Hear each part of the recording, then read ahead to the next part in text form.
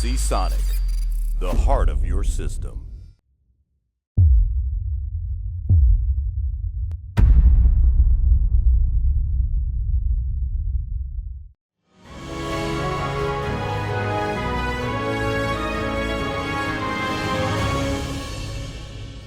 Hello, Briony here from KitGuru, and in this video I'm going to be taking a look at the ROG Helios PC case.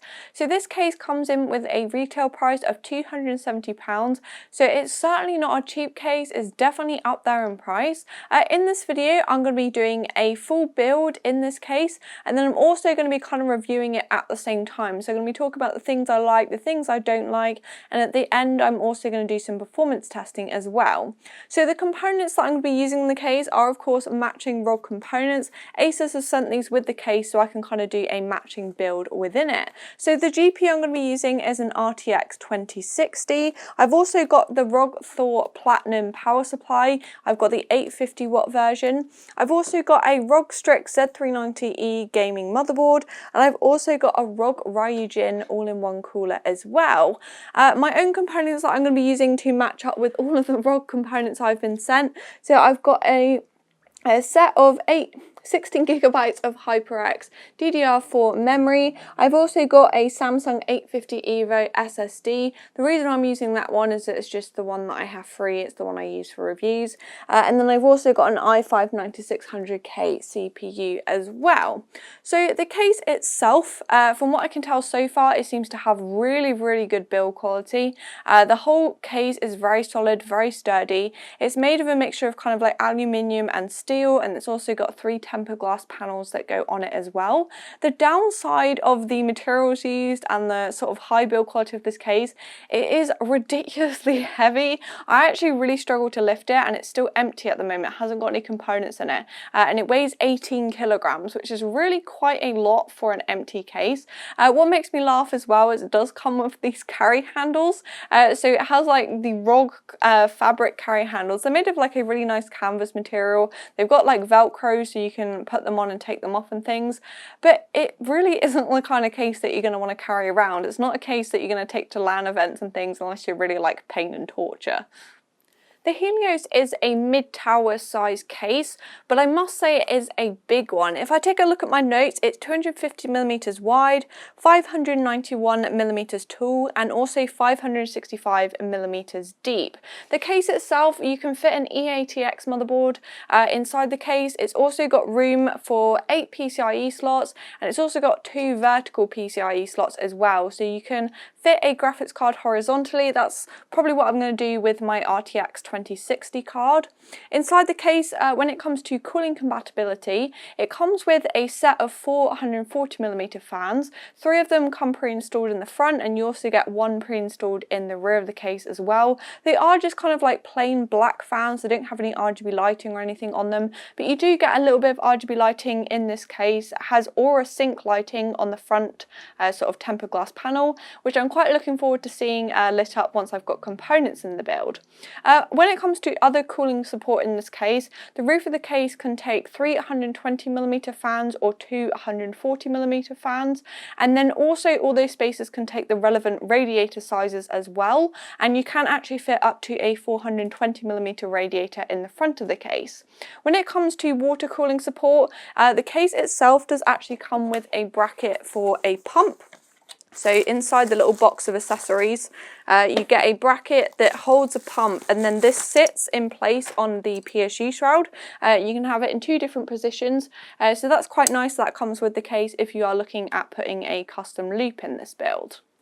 Taking a look up top of the case, it has got a pretty decent sized front I/O. So you've got 4 USB ports. They are 3.1 Gen 1 ports. You've also got a USB-C port, which is really nice to see, especially on a case at this price point as well. I'd pretty much expect it. That's a USB 3.1 Gen 2 port. There's also a jack for a microphone, a jack for a headphone, and then you've also got power and reset buttons, and there's also a button to adjust the fan speed, and there's also a button to adjust the RGB lighting as well.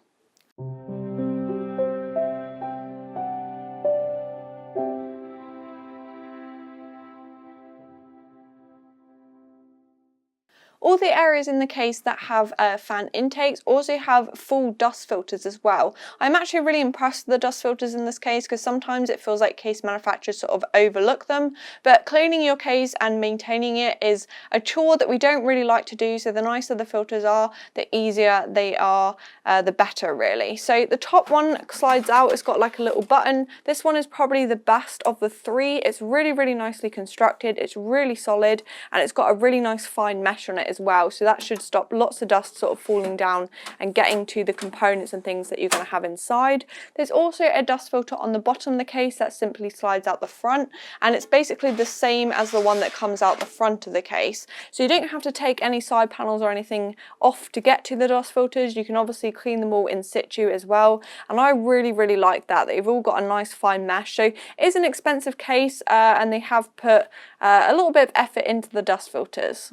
So that is sort of my initial first impressions of this case. So far I'm pretty impressed. It's very expensive, so I kind of expect the really good build quality and things, but for me it is a really nice looking case so far. So for the first step, I'm basically going to prepare the case, so I'm going to take all the side panels off, get everything ready, and then I can start installing my components. I've already removed one of the tempered glass panels on this case because it does reflect quite badly back onto the camera, but the panels themselves do come undone with a little button, which I do definitely like as it's much easier than undoing the sort of 4 thumb screws that you normally have to. They kind of come out on a lever system as well. I am going to just remove this one that's on the rear of the case.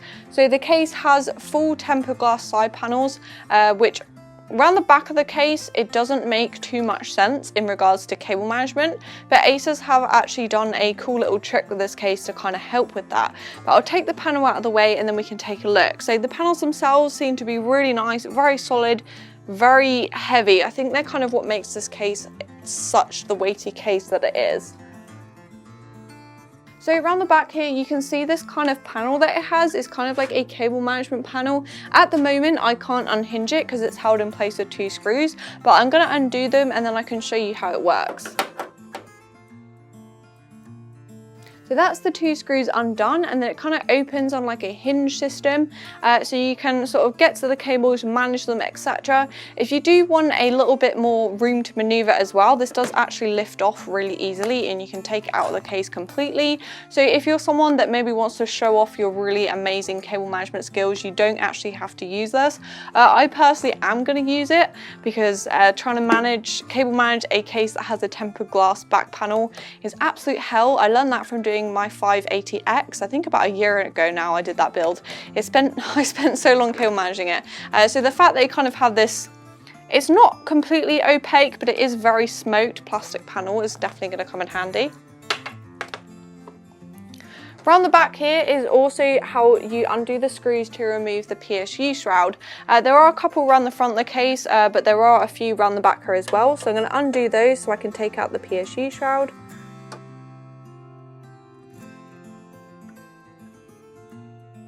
It's such a heavy case to move around. It really does take quite a bit of effort. You can't really pick it up, you have to drag it. So I've taken the 3 screws out from around the back there. There's also a couple to remove from the front of the case.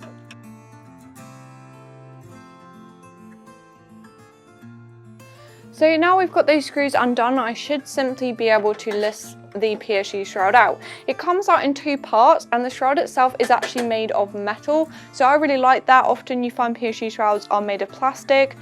Once again though, it does add to the weight of the case, so it's a heavy case because there is really no plastic on it actually. It's mostly just made of metal. It's also got quite a lot of the kind of ROG branding on it, kind of join the Republic of Gamers in several different languages and things on the PSU shroud, so that's quite a nice little touch. And also this PSU shroud also has a cutout on it as well. That's actually plastic, that's not tempered glass, but that's so you can see the power supply you're going to put in this build. I'm using the ROG power supply, so that has like the little screen on it and the i logo and things, so it definitely makes sense that they've put a cutout.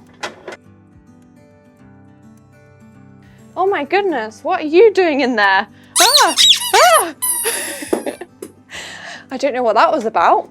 Well, taking a look inside the case, you can see now I've taken the PSU Shroud out, that this is where the hard drive bays are. So I'm slightly disappointed in this case that you only have two 3.5-inch drives.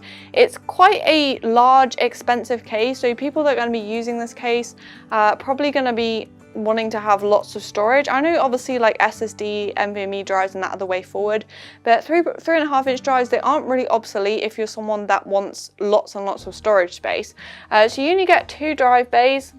The actual drive kind of caddies themselves are made of plastic and they're a little bit flimsy and things, but I mean they do definitely do the job. Now I've basically taken the case apart, I've taken both the side panels off, I've taken the PSU Shroud out. It's kind of ready to start getting some components in it. So I'm going to flip it around so we can install the SSD in the back of the case. So as you can see, there is the option for 1, 2, 3, 4 SSDs down the side here. You've also got, you can obviously put them in the 3.5-inch drive bays as well, so that's 6. And then also around the front where it has the kind of like little, kind of like a GPU support bracket, and it's also got like a little cover to hide cables behind as well. You can actually put an SSD on that as well. However, it is kind of made also for the ROG or a terminal, so you can either put an SSD on it or put the ROG or a terminal on it. So in fact, you can have up to like 7 SSDs in this case if you don't use the 3.5-inch drives for actual hard drives and use them for SSDs instead. So I'm just going to grab my SSD and then we can get that installed.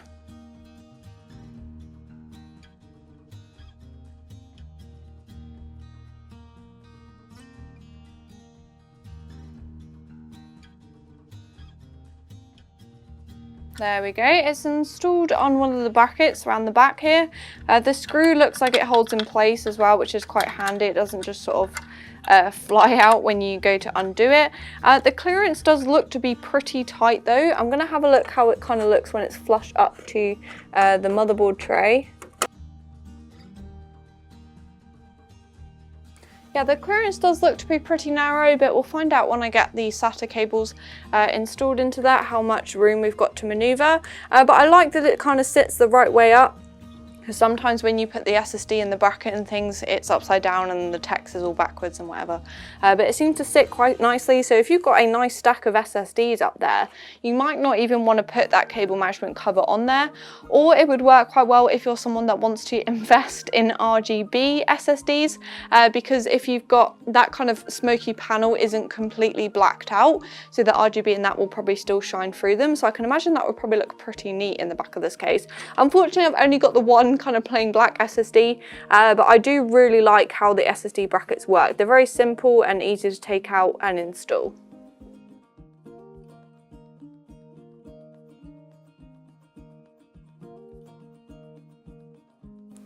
I've now brought you in a little bit closer so I can put all of the components in the ROG Strix motherboard that's going to go in the Helios case.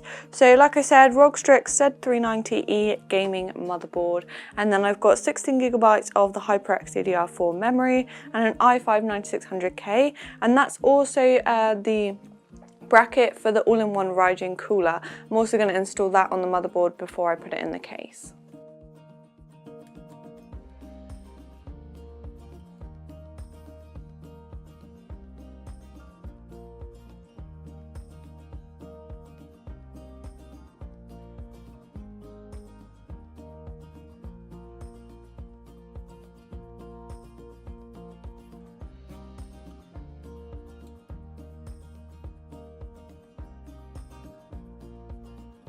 Now I've got the CPU and the RAM installed, I'm going to get the bracket installed for the all-in-one Ryzen cooler onto the motherboard, and then it's ready to go inside the Helios case.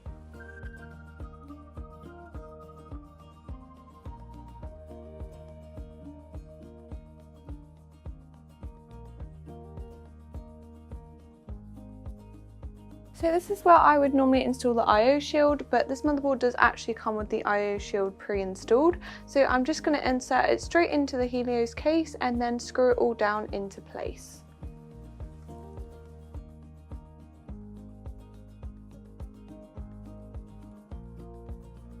Getting the motherboard in is actually really easy, so I am pleasantly surprised. There's plenty of room to maneuver in this case. It looks like the clearance for the 8-pin is actually going to be pretty tight, so I'll probably plug it in before I actually put the radiator for the all-in-one cooler in the top of the case. But actually installing the motherboard is really easy. If you're someone that's going to be using an E80X motherboard, this bracket here that is the GPU support bracket, you can actually move over into the sort of second place slot. You've got the option of this slot here for an ATX board and then a slot there for an E80X board. So this can be shifted over if you are going to be using a larger motherboard.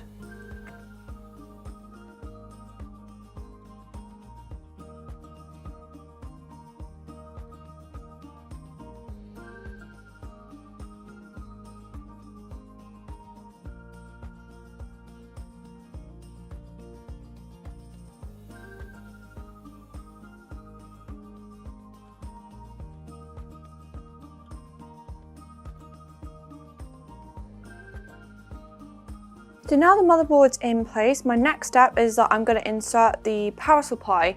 Just because in this case, I think maybe the clearance at the top, once I've got the radiator in for the Ryujin cooler, the 8-pin might be a little bit difficult to get into place. So by plugging it in before I put the all-in-one cooler in place, I'm definitely going to save myself a lot of hassle really. So the ROG Thor 850 watt Platinum is still boxed up. I'm going to get it unboxed, get the cables plugged in that I need, and then I'm going to insert it into the bottom of the case. So the bottom of the case, I've taken the PSU kind of shroud out so it's easier to install the power supply, but the actual mechanism itself, the power supply, you take a bracket out of the back of the case here, and then you can install the bracket onto the power supply and then slide it all into place together. So you don't actually have to remove the PSU shroud, but I've done it just so you can kind of see better what I'm doing and things and just make life that little bit easier.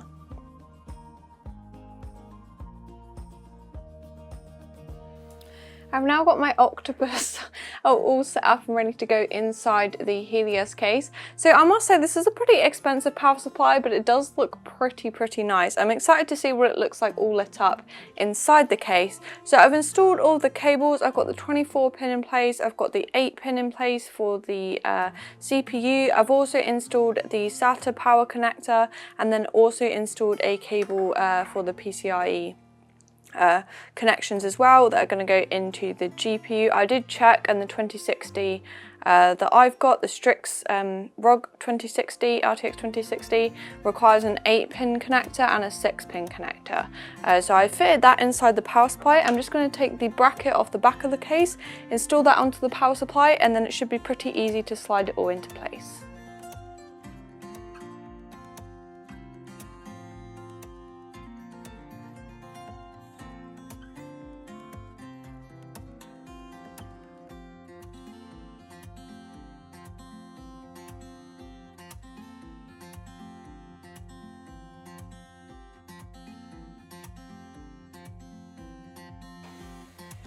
There we go, so that's the ROG Thor power supply all installed in the case.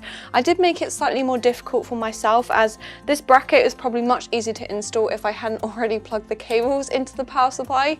However, I do quite like the idea of doing that. Maybe it doesn't make too much difference in this case because the power supply is quite easy to install if you take out the PSU shroud, but maybe if you don't want to take out the PSU shroud, it's quite an interesting way to kind of slide it in from the rear here. But overall, that was a pretty easy install. I would maybe like the thumb screws on the back of the bracket aren't captive screws like the SSD plate. So the SSD plate, the screws kind of stay in place when you take off the bracket. With the power supply, for some reason, the screws actually fall out, which makes it slightly more awkward. But overall, a pretty easy install, and there is loads and loads of space to get it into place. And it looks like there's going to be lots of clearance as well to manage those cables between where the hard drive bracket is and the actual chassis of the PSU. Now that the ROG Thor power supply is installed in the bottom of the case, I'm now going to plug in the 8-pin connector and the 24-pin connector into the motherboard. I'm plugging them in now because I want to make my life a little bit easier later on, because when I install the Ryujin all-in-one cooler in the top of the case, I'm pretty sure the radiator is going to cover up where I want to thread the 8-pin through. So by doing it now, it's definitely going to save me a lot of hassle slightly later on. The cable for the 8-pin connector on the power supply is actually really short. I must say that I think this only really just about reaches to install them in the top of the case. That 8-pin connector cable is really short with the ROG power supply, but it seems to be kind of like the perfect length that it just about reaches, but I'm really not going to have many options when it comes to routing that cable around the back of the case. I really like the way that the sort of GPU bracket cover that you can install an SSD on or the ROG Aura component sort of covers up where the cables come through. I think that's a really nice feature. There isn't actually any rubber grommets in this case, which is quite unusual for a case at such a high price point, but because of this sort of cover, I don't think it particularly needs them because the rubber grommets aren't sort of covering up any cables that you might see from behind the case, but maybe rubber grommets would have been a nice thing to see actually, because it does sort of help to protect the cables and things. Even though there aren't any rough edges, I do personally quite like the sort of way that they look and help to make the case look that little bit neater. Oh yeah, I must say that does look really good with that 24-pin sort of hidden behind this shroud here. So that's the 8-pin and 24-pin connectors in place. I'm now going to install the all-in-one cooler in the roof of the case.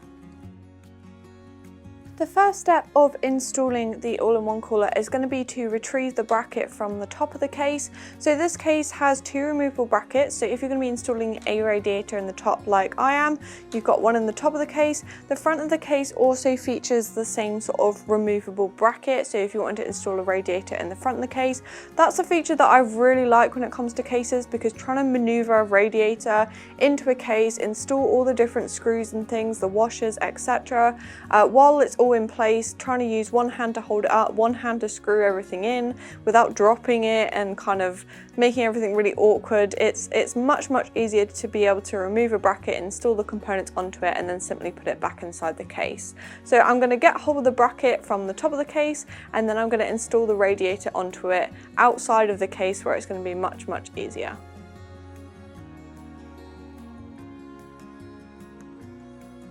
So that bracket was very easy to remove. It comes out with a couple of screws. So there's 2 screws to take it out, and you can see it's got a whole host of different mounting options for a radiator or different fans and things. It also looks like it's got some holes on there as well, possibly for different cable management options. So I'm now going to get the radiator installed onto this bracket.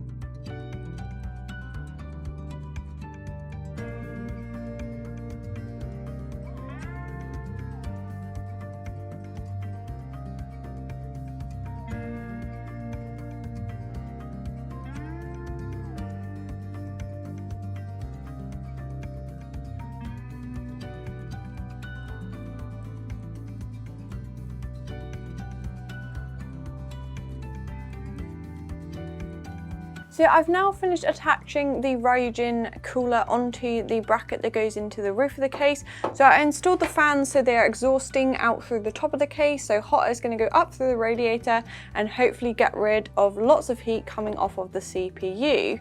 So the radiator itself was pretty easy to install. The screws went in really easily, the slots all line up and things, so that was very simple. I'm now going to install the bracket back into the roof of the Helios, and then I'm going to attach the CPU block onto the CPU, and that's the all-in-one cooler installed.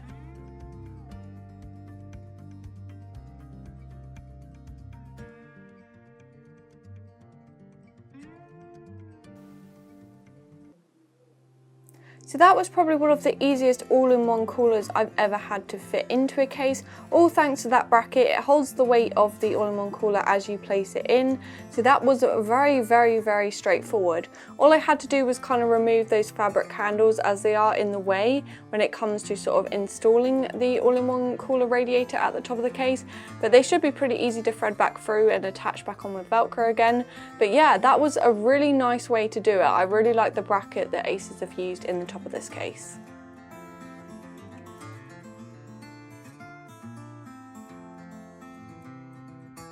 So now that dust filter is back in place on the roof of the case and I've put the straps back into place, I'm now going to attach the CPU block onto the CPU itself.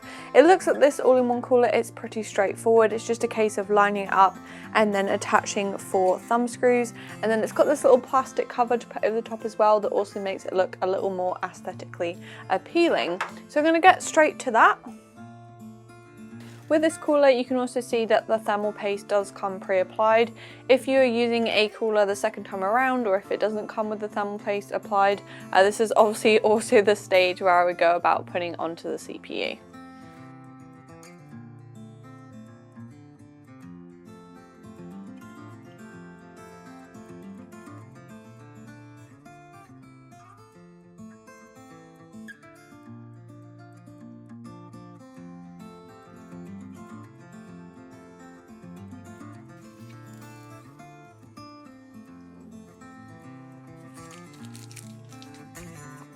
Okay, so that's the all-in-one cooler in place. I've just got to plug all these cables in now. It looks like that screen has kind of turned into like a mirror, so that's going to look really cool once the case is all lit up and built and things. I'm not really a huge fan of how these kind of tubes are going. I might see if I can route them behind the shield here, as it does have an entrance on both sides. So yeah, I'll see if I can maybe take this off and put the tubes through there instead, as I think it will probably look quite a bit neater. I've now put those tubes for the all-in-one rising cooler behind the kind of little bracket, the cable management bracket, or GPU support bracket that comes with this case. Let me know what you think of that. I think it does definitely look a little bit neater, but I don't really like the way that it has to trail across the RAM because it's not a particularly long set of tubes. I've also managed to plug in the all-in-one cooler as well, so that's now all set up and ready to go.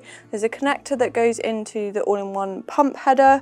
There's also a connection that goes to a SATA power connector. There's also a connection that goes to a USB header on the motherboard, and then also it's a case of plugging in the 3 fans for the cooler into the connection on the pump as well. So that's all set up and ready to go.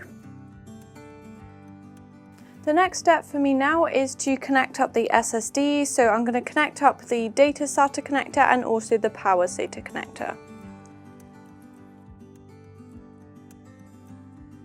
I was slightly worried about the clearance that I was going to have to plug those 2 in, but there seems to be absolutely no problems. They went in easily straight away. Obviously you have to use a straight SATA cable rather than a right angled one, but that was really easy and quite straightforward. Before I insert the GPU into the Helios, I'm going to plug in all of my front I/O. Because I'm inserting that GPU vertically, I'm pretty sure all this stuff's going to be covered up and very awkward to get to once the GPU's in there.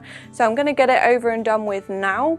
The I/O cables themselves that come with the Helios, they seem to be really nicely coated in kind of like a black plastic. That's obviously going to keep everything nice and neat and tidy. There's plenty to plug in because you have got a number of USB ports on the front of the case. So there's 2 USB 3 connections. One of them is right angled as well, which is quite a nice little feature. It obviously is going to make the front of the case look that little bit neater. Also, there's a couple of SATA power connectors to plug in. There's also the fans and things to plug in. The fans themselves are already plugged into the fan controller, so all I've got to do is plug one of the fan headers into the motherboard. And before I do that though, I'm actually going to get the PSU Shroud back in, because at the moment it doesn't look like I've really got anywhere to thread the I/O cables through, but I'm assuming the PSU Shroud probably has a nice little slot that's positioned ready for me to get those cables into place. So I'm going to put the PSU Shroud back in and then plug all of the front I/O in place.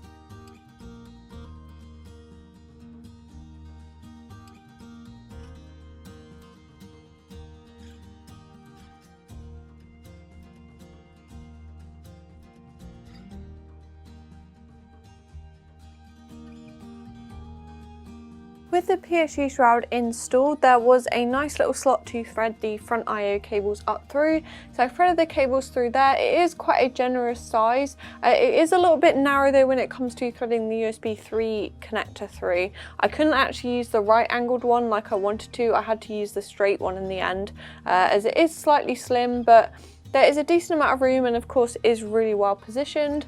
I then connected up the USB-C connector using the kind of bracket that I also covered the 24 pin with and the all-in-one cooler tubes, and then I've also connected up, the case has the an RGB connector to connect to the motherboard, so you can use the AuraSync lighting on the case and sync it up with the motherboard and any other kind of Asus AuraSync components that you've got. And that uses the 3-pin RGB header, the 5-volt one. This motherboard also has the 12-volt ones, but the case uses a 5-volt RGB header. So if you're going to be using a motherboard and you want to make sure you can sync it all up, make sure your motherboard has one of the 5-volt RGB headers.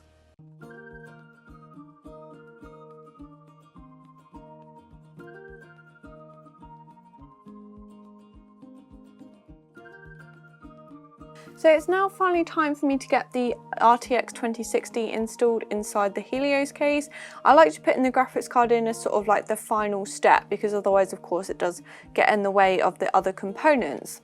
In this case, you can install the graphics card in 2 positions because you have got an option to install up to 2 graphics cards vertically if you wanted to. So I'm going to use the slot that's closest to the front panel here, but you can also use the bracket to install it sort of closer to the motherboard if you wanted to, or of course actually install 2 graphics cards in SLI vertically if you really wanted to. So first of all, I'm going to start off by getting the PCIe extender cable into place, and then I'm going to install the graphics card onto that.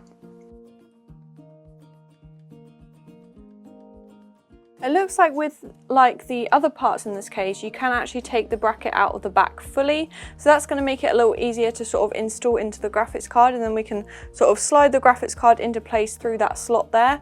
Also with this bracket, one thing I did notice though is that if you wanted to install a graphics card normally, it looks like you would have to remove this first, as it does sort of obscure the screws to undo those PCIe slots.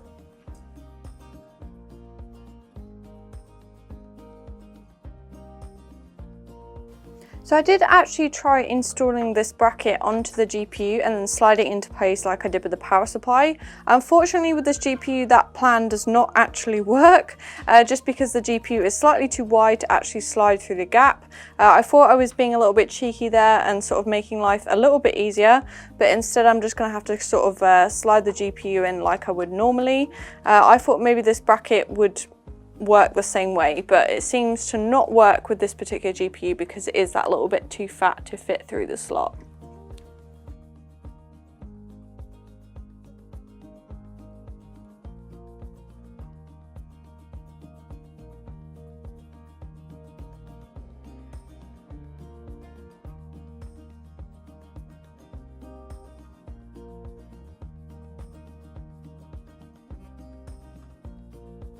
So it was definitely a little bit more awkward to do it that way. I really wish maybe the GPU was slightly thinner and then I could slide it in from the back here. I think that's maybe how it's designed to work, because those 2 screws at the top here that secure the GPU are definitely very, very awkward to get to with this fan. It definitely does sort of get in the way. But that GPU is in. I think maybe it sags slightly. It is a triple fan card, so it's a big card. Obviously the GPU support brackets back here aren't really going to do much, as I did install it sort of more towards the front of the case. I do really like how it looks though. I think the overall build is going to look really, really awesome once I've got everything lit up. So now I'm going to get the graphics card plugged in, and then I'm going to make sure that it boots, and if it boots I'm going to get on and do the cable management in this case.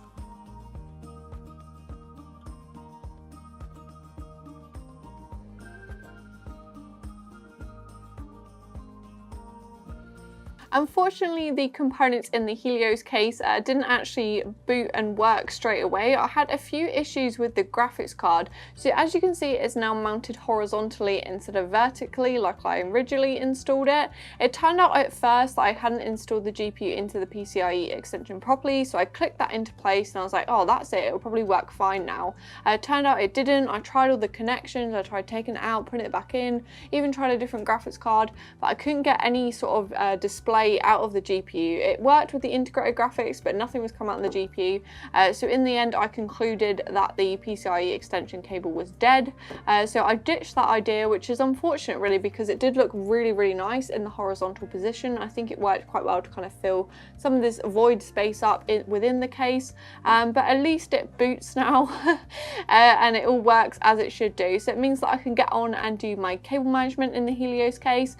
So I don't think it's going to be too bad, because it does have that cable management kind of shroud or cover that I can use to hide some of the cables if it doesn't go so well. So let's get on and do that and see how I find the cable management.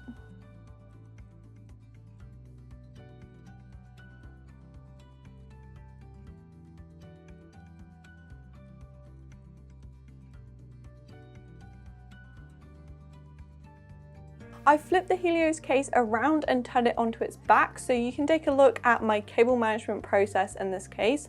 To be honest, looking at it now, I don't think it's going to be too bad. There's not a huge amount of cables to tie down, and also the ones that are here are sort of nicely lined up with the Velcro straps that come with the case. I am a fan of these, as of course it does make it a little bit easier, and also if you want to add in another drive or something in the future, you haven't got to undo a load of cable ties. You can just sort of do the Velcro straps and then do them back up again. Also with this case, it does have a decent amount of clearance between the back of the motherboard tray and the tempered glass panel. So you get 33mm along the side here, which is a little bit more generous than you can get with some cases. So that should help getting the side panel back into place. Also, you got to remember that we have got that kind of cover that covers this area of the back of the motherboard tray. So that kind of semi-opaque smoked out plastic cover is going to hide most of the cables on this side here. So that's really going to help to keep everything neat around the back, despite this case having a clear back panel. I don't think though, unfortunately, I'm going to be able to do much about this 8-pin CPU cable, because it is really quite short. It comes with the ROG Thor PSU, and it doesn't really have much extra length to it at all. This is pretty tight across the back of the tray here. So that one's going to have to stay as it is, but I'm pretty sure I can neaten up and hide most of these other cables. So let's go ahead and get started.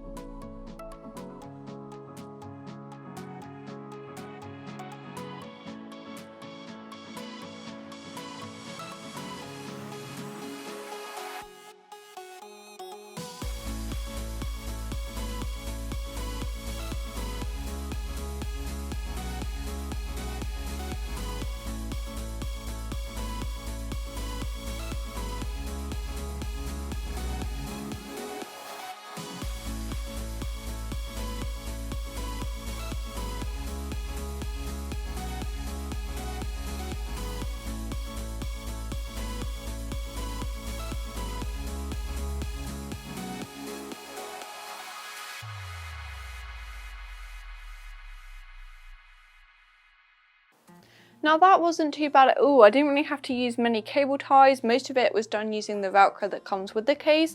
And I'm really pleased with how quick it was to cable manage this case. I'm now going to hope that this kind of shroud goes back on okay, because it has got some slots for cables. I'm not sure whether I've sort of lined them up correctly. So I'm going to see if I can get this back into place. And then my cable management is completed.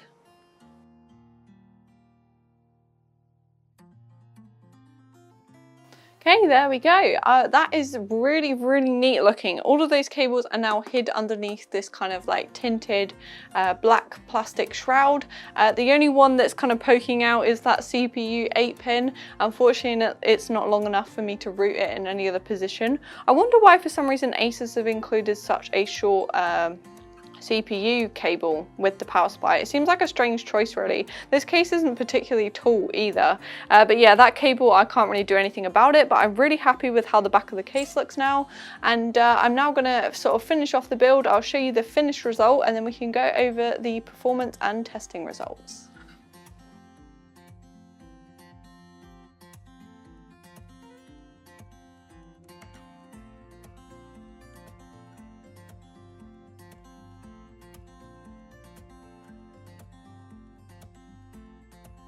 Now I've finished up with the cable management inside the Helios case. You can see that I've got it sat here beside me. It's turned on, it's all lit up, and I must say it is a really nice looking case. I particularly love the RGB lighting at the front of the case. I think it creates a really nice subtle effect. It's not really too bright, and you've got several different effects and things to choose between.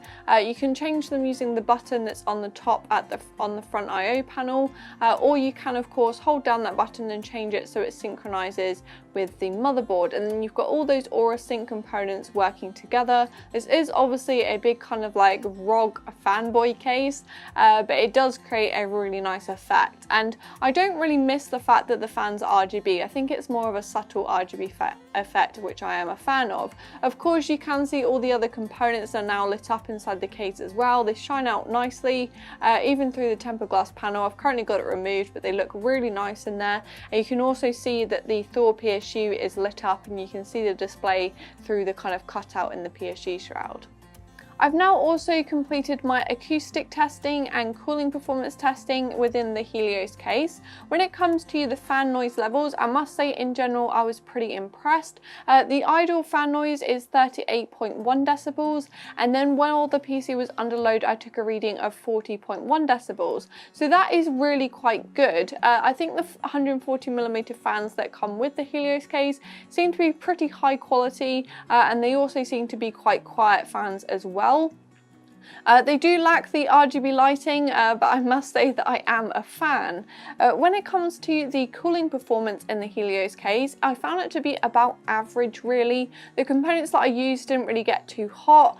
There are cases that perform better because this case does have a restricted front panel. It's got the tempered glass front panel. There is a decent amount of clearance there. It's a lot better than some other cases that I've tested, but obviously it's not going to perform as well as a case that has a mesh front panel, but there are certainly worse cases out there. I've tested cases that have tempered glass that do get a lot hotter in this case. So in general, it has more sort of an emphasis on the aesthetics, but it also does perform pretty decently as well. So just to sort of sum up this video and go over my final thoughts on the Helios case, for me it does have a few cons. There aren't too many though. It has only got the two 3.5-inch drive bays, so there's not much storage for hard drives. I don't really think they're obsolete. Obviously SSDs and NVMe drives are going to be the way forward, but if you're someone that needs a lot of storage, hard drives are still very much a useful thing to have in your PC. Also with this case, it is incredibly heavy. The fact that it comes with kind of like the carry handles is really laughable, because when it's full of components and when it's got the tempered glass panels in place, I can actually barely lift it, let alone sort of carry it anywhere. So it's not the kind of case you're going to want to take with you to a LAN event or anything. The handles, if anything, are more of kind of an aesthetic thing. So I think one of the downfalls really is that it is incredibly heavy, but if you're someone that's just going to plonk it on your desk and leave it there, that's not really going to be a problem. Also, the other thing with this case, it is pretty damn expensive. £270 to me is a lot of money for a PC case. I mean, it does have a lot of good features that I do like, but £270, it is going to be out of reach for a lot of people, and they're going to prefer to spend that money on improved performance from components inside the case rather than actually spending it on the case itself. However, because it is a pricier case, it does have a lot of features that I like as well. So for one, the build quality is absolutely excellent. It is a really well made, sturdy case. It does weigh a lot, but that does mean it's very sturdy and very well built. I also think it looks really nice as well. The sort of materials they've used are obviously really high quality, so it has a really nice finish to it. I love the tempered glass. I really like the kind of subtle RGB lighting, the different effects and things you can choose between. Also, I found it very easy to build in. It has a lot of nice features, so those brackets that come out and make installation of kind of the radiator and fans, PSU and GPU easier and things, I do definitely really like that. Also, the performance isn't too bad in this case either. I think the ROG Strix Helios case in general is made for someone that's willing to splash a lot of money because they really like ROG components and they want a kind of showcase PC case that they can put all of those components in and kind of create like the ultimate ROG build. So it is quite a niche market, but I think if you're someone that's looking to do that, then the Helios does obviously do the job quite nicely. If you like this video from KitGuru, make sure to give it a thumbs up. If you'd like to see more from KitGuru, please hit that subscribe button. It really helps us out. Also remember to press the bell icon as well, and it will remind you of notifications of when a new video goes live, so you'll make sure not to miss any. Other ways to help KitGuru out is obviously thank you for watching this video, but we also have a Discord you can join as well, so you can get a little bit more interaction with some of the guys that work for KitGuru, and also you can sort of join in the community and things as well.